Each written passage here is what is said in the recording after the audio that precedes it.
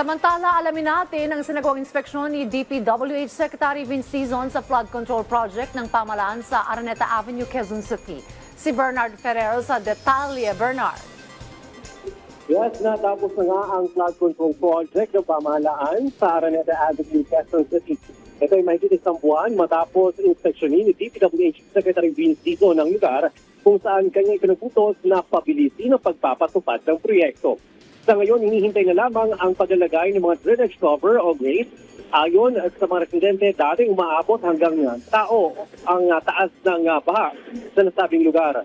Paliwanag ni Secretary Dizon, dalawang 1.5 meter drainage ang nilagay kapalit ng dating 36 inches drainage upang mas mapabilis ang daloy ng tubig. Dagdag pa niya, patuloy ang sinasagawang dredging ng San Juan River sa tulong ng DPWH, San Miguel Corporation at Metro Manila Development Authority na inaasang tatagal hanggang Hunyo o Hulyo.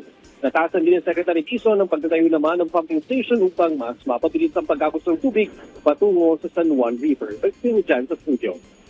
Maraming salamat, Bernard Ferrer.